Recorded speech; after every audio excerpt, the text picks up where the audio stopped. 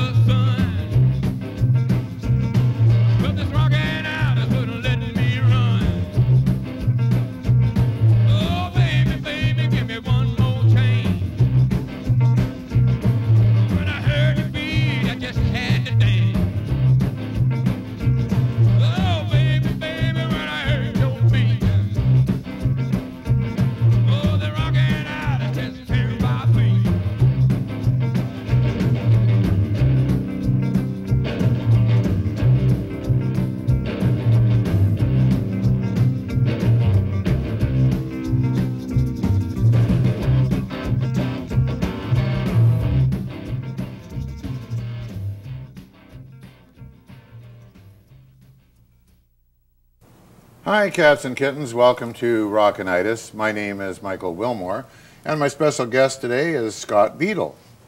And Scott Beadle is the go-to guy for new wave material from Vancouver during the late 70s, early 80s period. Who is available to be on your show today? Yes, the one who's available to be on the show. Yes. So anyway, you've got quite the collection. I noticed several times I've asked or talked to you about things like this. You said you're always kind of self-effacing, but you always know stuff that I don't know about 80s Vancouver music. Oh, well, that's possible. Yeah. You say, well, people keep giving me stuff, and people keep laying stuff on me. That is true. And I've kind of built up a collection without trying. Without even trying. Yeah. Because they think you're the go-to guy. I'm not actually a collector. I think I'm a collector's worst nightmare because I don't keep my records in the proper sleeves, and I don't keep my flyers in plastic sheets, and I'm afraid for everyone to see them because they'd have a heart attack or something. But I do accumulate the stuff, you know. Okay, the group we're going to start off with is called the Beverly Sisters, but this is actually a six-piece male group. Yes. And they won a Battle of the Bands contest at CITR, and I have an article here, that very article, and I think, as far as I know, this is pretty much the only press they ever got at the time. The Beverly Sisters. Yeah. And the name actually, the Beverly Sisters, at first I thought it was like they were trying to be funny, like, you know, making a comment on the Everly Brothers, like Beverly. Yeah. So I thought maybe they're trying to like parody the Everly Brothers or something like that. But there actually was a group in the 1950s from England called the Beverly Sisters that were a trio, female trio, somewhat like the Andrews Sisters. Right, yeah. So it was a name that was used before for a legitimate sister act out of England. Yeah. So I don't really know why they chose that, because personally I don't like it when a group calls themselves that has nothing to do with what they actually are. Like say the Bare Naked Ladies. I mean, you go there expecting to see bare naked ladies. Well, some people might. There. And you go, I paid money to see bare naked ladies. You're still bitter about that time, aren't you? Anyway, they're called the Beverly Sisters, and they appeared on the Dada Doc record label, 1984. Now, the cover, the guy that's the main contact go-to guy for the group is actually one of my Facebook friends, and he told me his legs are on the cover.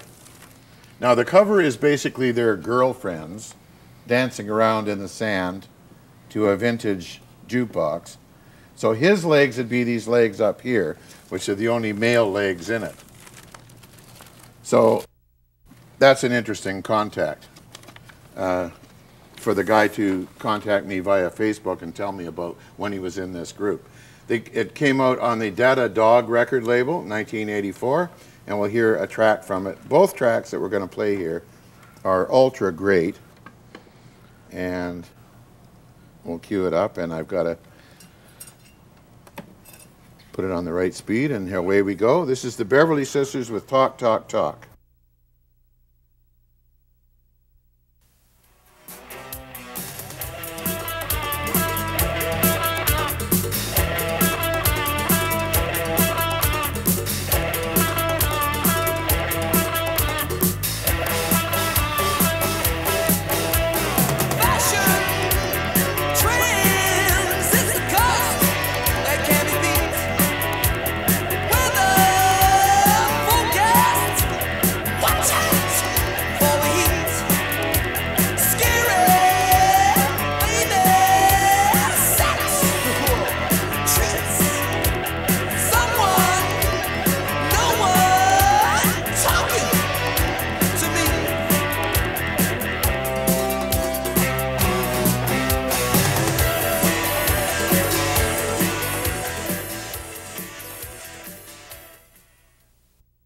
Most all of the Beverly Sisters tunes are credited to simply the Bevs, a very democratic group. You could have seen the group at the Railway Club on New Year's Eve in 1984. In fact, they played all the Vancouver places they were supposed to play. Their music was on campus radio and community radio, and local commercial radio doesn't want to deviate from their superstar format and promote regionalism. So even with no commercial radio support, they sold out all 1,000 copies of their EP. They toured back east and played Toronto, Montreal, and Ottawa, and in fact got more media support there than they ever got here. That EP contains some Vancouver New Wave classics such as The Wait. She said wait, but the sex tones of love said no. My libido screams to the bone. In a holy war, nobody comes up clean. The taste of our love remains.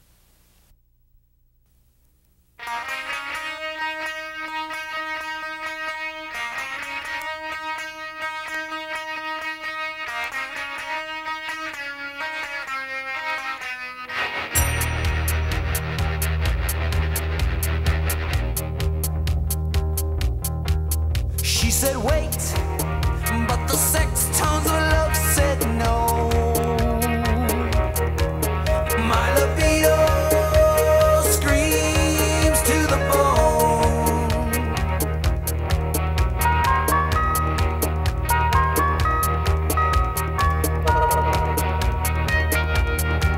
A holy war, nobody comes up clean.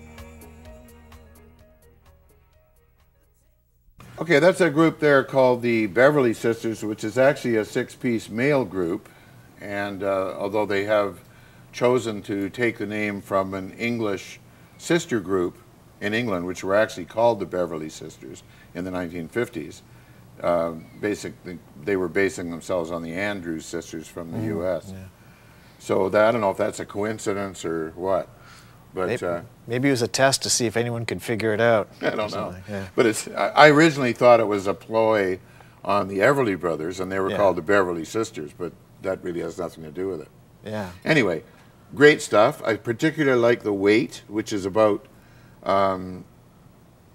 basically wanting to get into a sexual relationship, but having to kind of wait for the preliminary stages to unfold. Yeah. And it's like he says, my libido is on fire and all this kind of stuff. Anyway, it's just really good lyrics and very adult, and I quite like the tune. I remember them coming onto the scene like gangbusters. They were a fully formed, fully musically realized group. They won that Battle of the Bands, as you mentioned. I saw them at a warehouse party with Brain Eater.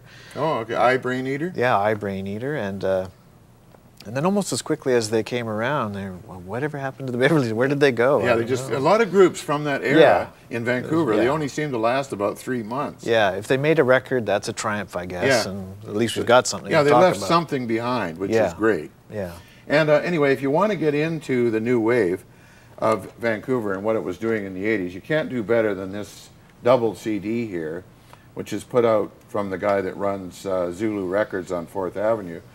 And it's about Vancouver's independent music from 1977 to 88, which is basically punk rock and new wave. And it's very it encapsulates the whole era, really. I mean, Yeah. if you were just going to buy one collection, a compilation, this would be pretty much It's a brilliant all snapshot. you'd need, really. Yeah, Yeah. 2-disc set. Yeah. It's amazing. Great stuff on it. Anyway, can we play a couple of cuts off it? This one cut here is by a great group called The Work Party. I've already got Oh, it you got queued it in up, there? but Okay. yeah. So this is actually called Work Song by The Work Party. And One of the great songs from this era of Vancouver music. It should have been a radio hit. It's unbelievably good. One of my favorites. yeah, it's hard to figure out why some things got airplay and some things didn't. And like I think the reason, I think, is because it's sort of who you know and who you're related to and things like that. If you've got Because- a big label behind you. Yeah, because stuff that was totally deserving sometimes gets left on the shelf, and other stuff that maybe isn't quite as deserving gets airplays. I've never been able to figure it out. It's kind of the luck of the draw. Anyway, a great group here, a group called The Work Party with The Work Song, with Annie Moss on vocals and guitar. She's formerly from a group called Tin Twist on Moda Moo Records, and Moda Moo stands for Modern Dance Music. So here we go with The Work Song by The Work Party. There we go.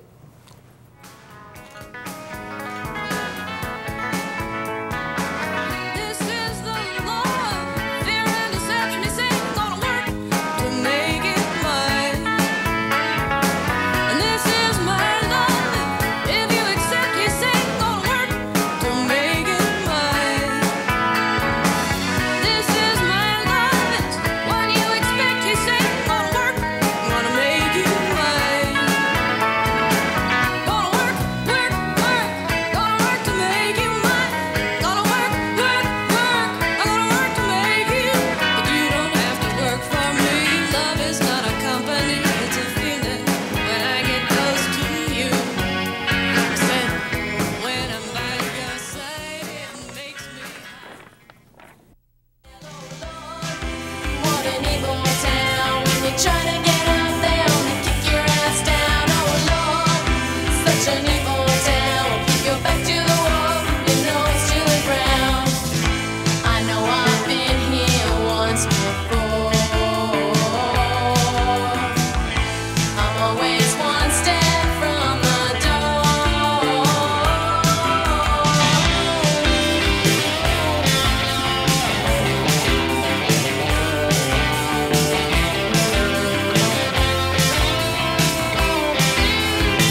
I took 3 days for vagrant the scene, and they turned me out to wild night streets. I came to this town to find a pot of gold. All I found instead was a bloody black hole. I've been led to understand. Okay, that's a cut there by a group called the Los Durangos, and it features Kelly Brock on vocals, and it's originally came out on the Armadillo record label, which was a 12-inch EP from 1986, their only record. Now, you brought in some stuff that you said, I said, what's that stuff? And you said, oh, just stuff that's got my name on it. So tell me about some of the stuff and show it to us. Oh, well, I thought in case you wanted to have something with my name on it, I did a short synopsis of the Vancouver punk and new wave scene in Vancouver for Monte Cristo magazine Okay. a couple years ago.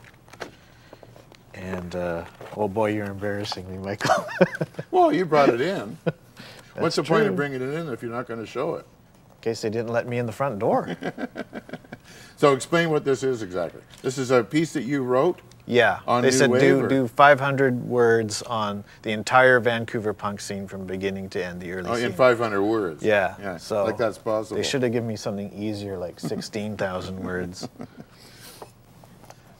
Okay, what else have you got there with your name on it? Well, it's not really related to New Wave, but I wrote an introduction for my friend Chris Walter. He wrote a biography on a punk band from Edmonton originally, who moved here later, called SNFU, and he asked me to do the introduction. So I said, sure, why do you want me to do the introduction? I guess he wanted a kind of an outsider's perspective, or someone not kind of coming at it from a different angle. So Well, writing an introduction is better than writing a whole book as far as energy level goes. I found it a lot easier, but Yeah. the pay wasn't as good. No, that's for sure. Anyway, coming up, we got a tune from the Last Call CD, which is from Zulu Records, 1987. The Scramblers with Solitary Man. And I got a nice picture of the Scramblers here. And this looks like an interesting four-piece group from the 1980s New Wave period. And this thing is called Solitary Man, and it has Harold Ricks on vocal and harmonica. Have you got the Last Call? Oh, that's this one here. Yes. It's still in here. Yeah, all I right. can press play. Okay, press play and let's go with it. The Scramblers. The Scramblers with Solitary Man. Harold Ricks on vocal and harmonica.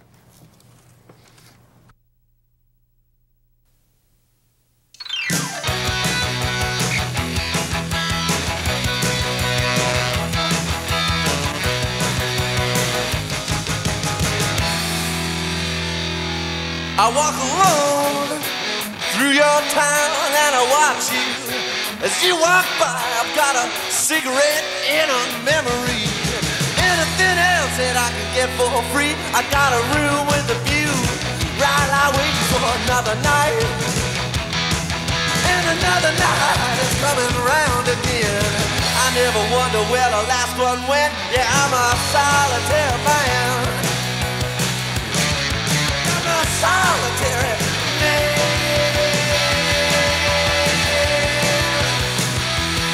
I've been around, up and down the mall.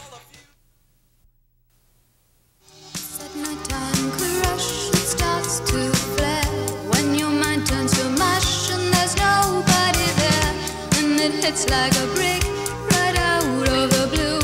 It plays trick after trick and there's nothing. It could be explained that your mind takes revenge. You may think you're just dreaming, but you're caught in a stare.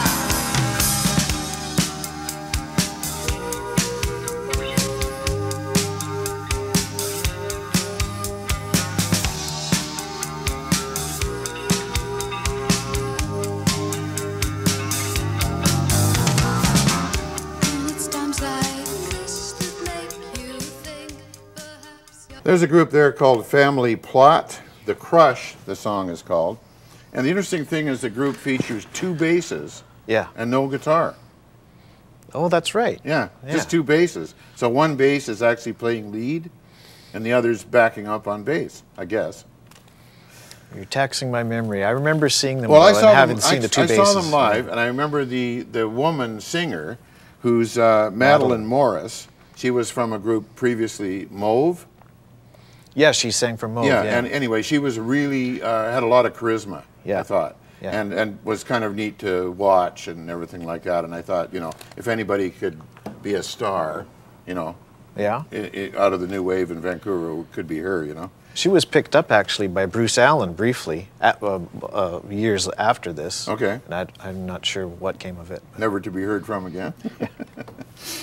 Anyway, they were backed. She was backed up by the three Addington brothers. Do you know of them? Yes. They were in other groups previously or something. They were in a band called Insects. Okay. And they were also on the Modamu label, who we talked about earlier, which was a collective, a bunch of musicians pooling the resources. Well, to weren't the promote Addison shows. brothers? Weren't they originally Addington. Addington brothers? Weren't yeah. they originally in a group called Insects? Yeah, Insects, right here. Okay. Yeah. Okay. And then they had a male lead singer, and it's almost the same band with a couple of alterations and Okay. getting Madeline in, and a change in musical direction too. They took on this synth-laden, like a goth sound, although goth wasn't really a term being used not for what then. they're doing, but Not when you then. look back on it, they're like a prototypical Well, I think it's the goth European kind of quality they had. Yeah. They had kind of a continental flavor or whatever. Okay, next we're going to go to a group called The Shades. This was on the Pinned record label, New Clientele by The Shades. Now we're going to feature the end of the tune because Why the end part of the tune? the end part of the tune is amazing because it has a guitar solo that goes on self-destruct because as the guy was playing the solo, his amplifier caught on fire.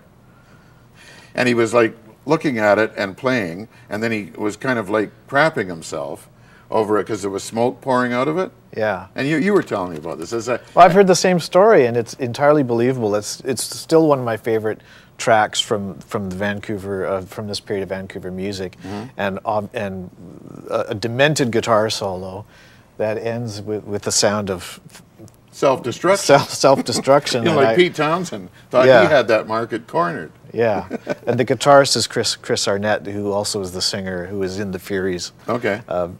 A very early Vancouver punk band. Anyway, he had a Heath Kit amplifier, which is one of those amplifiers that you build yourself. Yeah. Kind of like Dynaco. In fact, I think it was a precursor to Dynaco. And it was, anyway, it was in that era when people used to pride themselves on building their own amplifiers and building their own like electronic equipment. But something by this, that nobody does now. Yeah, and even by this time it would have been, what, a Heathkit? Yeah, and that's why it caught on fire. It was just too old to last. Anyway, listen to this this guitar solo. It's literally on fire.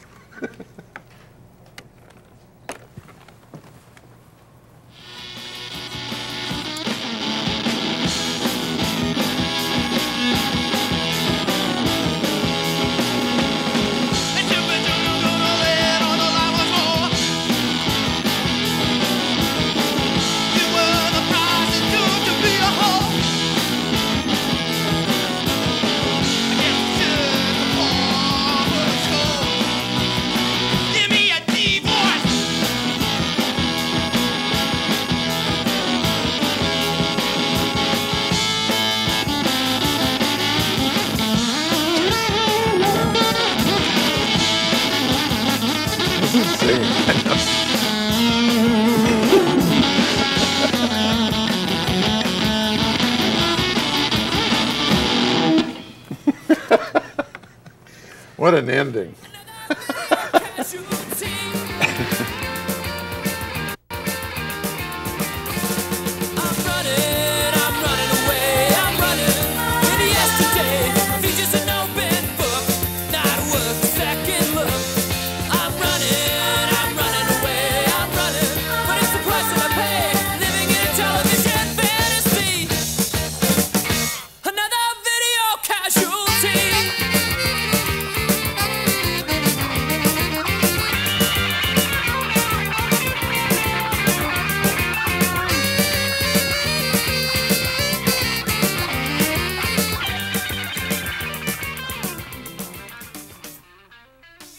Anyway, that's the Shades with New Clientele on Pinned Records 1979 from the Vancouver Complication LP. Yeah. Now, there was two versions of the Vancouver Complication. Here's the original version with the black and white. Yep. And then it was reissued with the red cover here with extra cuts and things like that. Yeah, I've got the CD of it down there, yeah. Okay. Anyway, so you kind of have to have both if you're like a total into it collector. Well, there's also a blue and white version which came between the two. Oh, really? Yeah. I've never seen that. Oh, well. Now I got to go after that one. Now there's something you got to find. Wow. Anyway, thank you for watching Rockinitis. This show has been on Vancouver New Wave.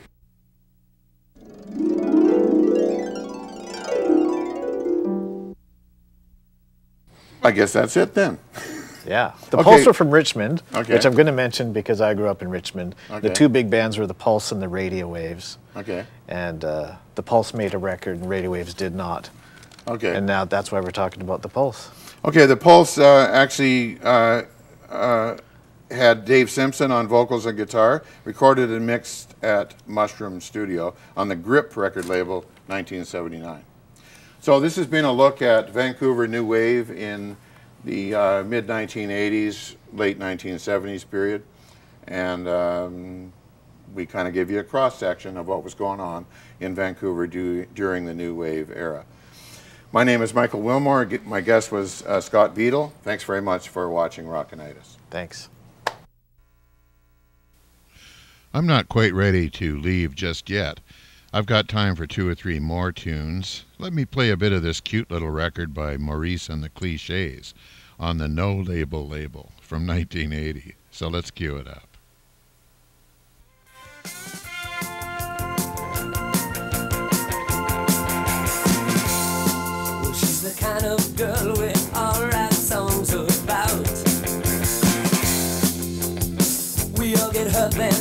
for another round. Oh, a star, silly boy.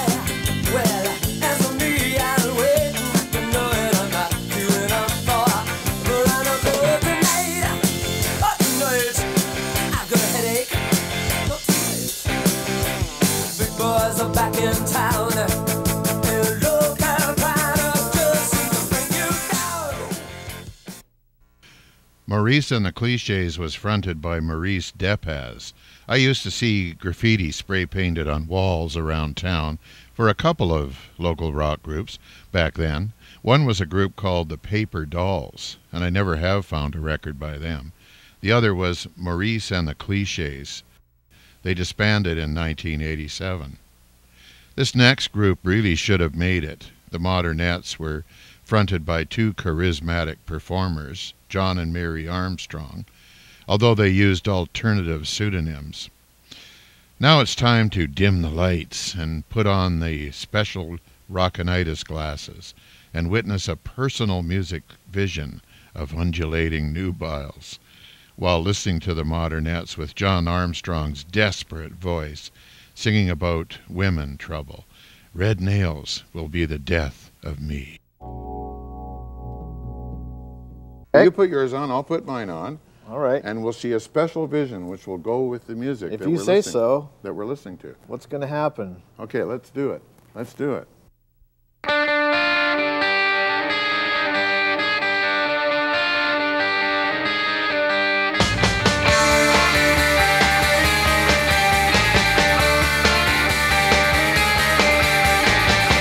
Red nails betrayed by a kiss. Who thought it would come to this? He gets up and goes to the door, wearing the makeup from the night before. Red nails will be the death of me.